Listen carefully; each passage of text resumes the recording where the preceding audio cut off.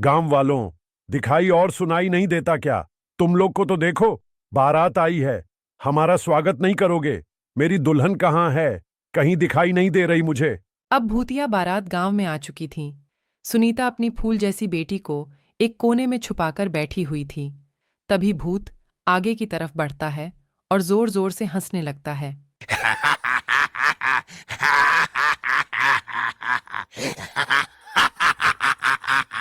आज तो मेरी शादी है।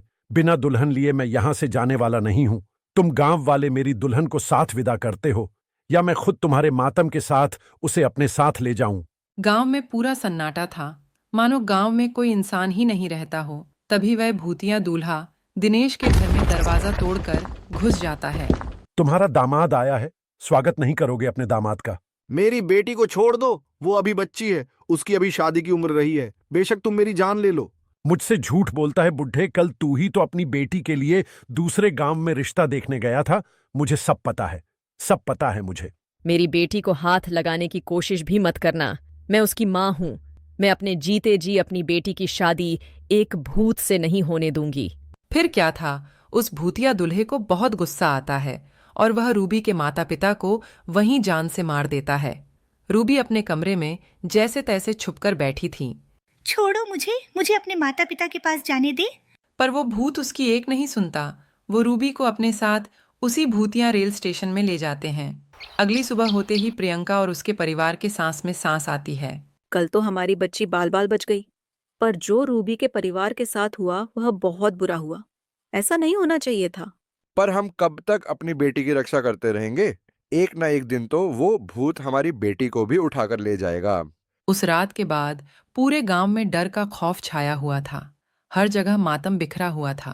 गांव वाले मिलकर रूबी के माता पिता का अंतिम संस्कार कर देते हैं, लेकिन पूरे गांव वालों की जुबान पर बस भूतिया बारात की ही बातें थीं।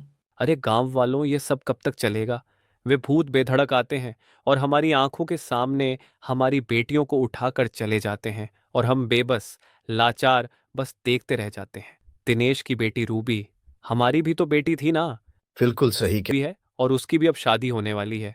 मैं कैसे अपने कलेजे के टुकड़े को उस भूत के हवाले कर दूं? अगले दिन पूरा गांव मुकेश की बेटी प्रियंका के शादी में लगा था। एक तरफ सजावट तो दूसरी तरफ मिठाइयां बन रही थीं। अब फेरों का समय था। दूल्हा दुल्हन मंडप में बैठे हुए थे कि तभी अचानक रेलवे स्टेशन से भूतिया बारात गांव की तरफ आ जाती है। सभी गांव वाले भूतों को देखकर अपने अपने घरों में छिप जाते हैं। अरे गांव वालों, तुम सबने तो मेरा साथ देने का वादा किया था ना? और कहा था कि हम इन भूतों का मुकाबला करेंगे। अब क्या हुआ तुम्हारे वादे का? तभी मुकेश की बेटी प्रियंका और पत्नी शोभा भी वहां आ जाती हैं। तुम्हारा यह साहस कि मेरे बिना तुम अपनी बेटी की शादी करने चले थे। जैसे ही भूत प्रियंका के माता पिता को मारने वाला होता है कि तभी प्रियंका उसी भूतिया दूल्हे के सामने आ जाती है और कहती है, आप मेरे माँ बापूजी को मत मारिए। अच्छा, छोड़ दूं इसे? मैं बस एक ही शर्त पर छोड़ूंगा, अगर तुम मेरे से शादी करोगी। नहीं नहीं मेरी बच्ची, शादी के लिए तू हाँ मत करियो। तेरी शादी से अच्छा है कि यह भूत हमारी जान ले ले। माँ पिताजी, अगर इस भूत से शादी करने से आप दोनों की जान बचती है तो मैं यह शादी जरूर करूंगी। यह कहते ही भूतिया दुल्हा अपने बैंड बाजी के साथ प्रियंका को अपने साथ भूतिया रेलवे स्टेशन की ओर ले जाने लगता है। रुक जा मेरी बेटी, तू ऐसा मत कर। किसी गांव वाले की हिम्मत नहीं होती कि उस भूतिया बारात का सामना कर सके, क्योंकि उस बारात में एक से बढ़कर एक खूंखार भूत और चुड़ैल मौजूद थे। वहीं प्रकाश नाम का व्यक्ति अभी हाल ही में गांव में आया था और यह सब देखकर वह कहता है, यह ठीक नहीं किया हम सब ने। मेरी भी एक बहन है और उसकी भी उम्र शादी के लायक हो गई है। क्या उस प्रियंका की जगह मेरी बहन होती तब भी ऐसा ही करते हम लोग। गांव की बेटियों को हम यूं ही उन भूतिया बारातियों के हवाले करते आ रहे हैं। कल को मेरी सरिता का नंबर ना हो। भैया भाभी, मुझे बहुत डर लग रहा है। आए दिन इन भूतों का खौफ बढ़ता ही जा रहा है। दुल्हन का वह सुहाग का जोड़ा उनके मौत के जोड़े में तब्दील होता जा रहा है।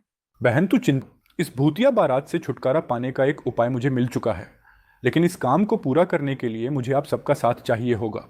हम सब तुम्हारा साथ देंगे, बताओ क्या करना है। बस आप सब एक काम कीजिए कि आज की रात शादी का प्रबंध कीजिए, बाकी सब मैं संभाल लूंगा। प्रकाश के ऐसा कहते ही पूरा गांव शादी की तैयारी में लग गया और ऐसे ही अब रात हो चली थी और शादी की बात उन भूतिया बारात को भी पता चल गई थी, जिसके बाद वो भूतिया बारात बैंड बाजे के साथ गांव में आ खड़ी हुई।